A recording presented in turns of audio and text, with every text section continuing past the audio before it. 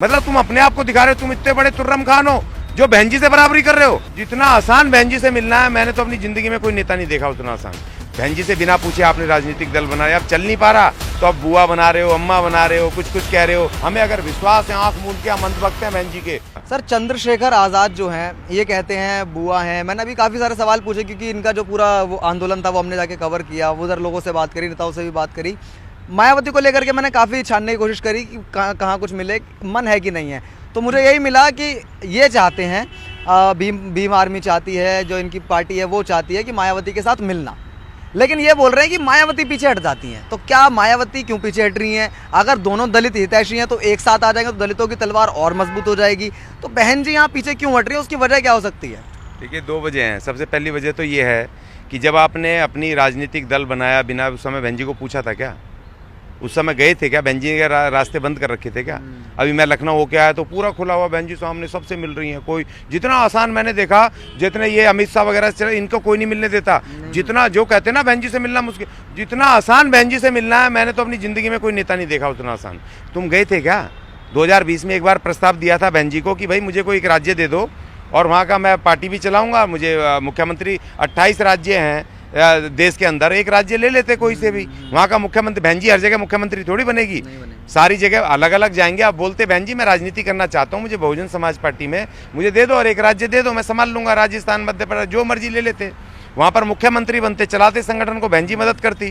बहन जी से बिना पूछे आपने राजनीतिक दल बनाया, अब चल नहीं पा रहा तो अब बुआ बना रहे हो, अम्मा बना रहे हो, कुछ कुछ कह रहे हो कि जी बहन जी अब सड़क पे बैठ के बहन जी या मैं तो आपको मम्मी मानता हूँ और मुझे आप ले लो। अरे ये तरीका होता है?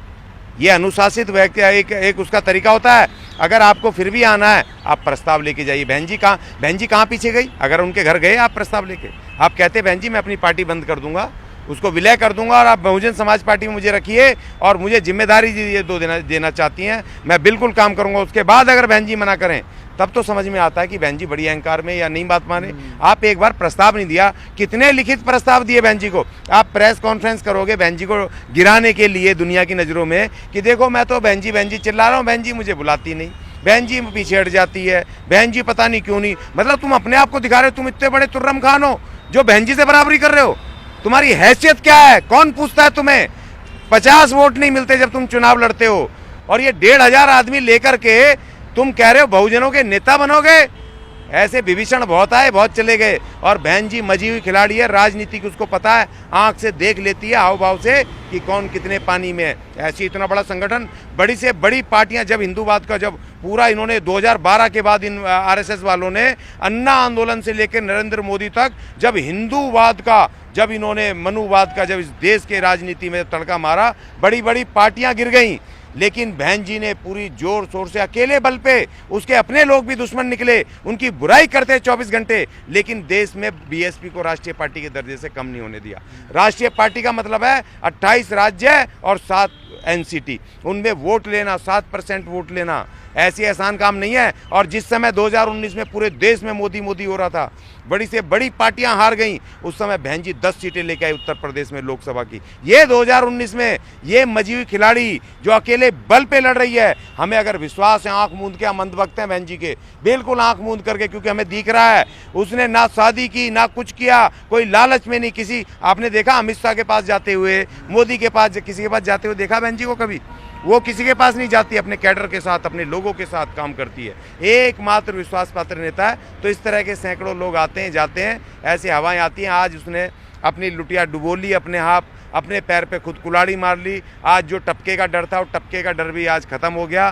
तो इसीलिए आज उसकी राजनीति खत्म, आज से पटाक्षेप हो गया है। मैं आज ये घोषणा करता हूँ, आज़ाद समाज पार्टी चंद्रशेखर की राजनीति आज से खत्म। चलिए, तो आज़ाद समाज पार्टी और उनके अध्यक्ष चंद्रशेखर आज़ाद की राजनीति को तो इन्होंने आज ख़त्म कर दिया है ज्ञानी सर ने। लेकिन मायावती जो एक नाम है उत्तर प्रदेश की राजनीति में, एक ऊंचा कद है, बहुत ऊंचा कद है, क्योंकि 3 बार मुख्यमंत्री रह चुकी हैं, अनुभव रखती हैं, सत्ता को चलाना जानती हैं। और आज भी उनकी सीट्स, उनके कार्यकर्ता, उनके बूथ स्तर के लोग इस बात की गवाही हैं कि अभी भी मायावती जो हैं वो राजनीति में सक्रिय हैं और 2024 में बहुत कुछ करने जा रही हैं। वो सब कुछ पता लगेगा। लेकिन इन तमाम तरह की जानकारी के लिए और इस तरह की पत्रकारिता के लिए कि हर एक पार्टी के तबके को एकदम खोज करके निकालना, इन सबको देखने के लिए आप न्यूज़ वन इंडिया के साथ बने रहिए। मैं मिलता हूँ आपसे अगली वीडियो में। इस वीडियो को लाइक करिए, शेयर करिए और हर एक अपडेट पाने के लिए सब्सक्राइब कीजिए न्यूज़ वन इंडिया।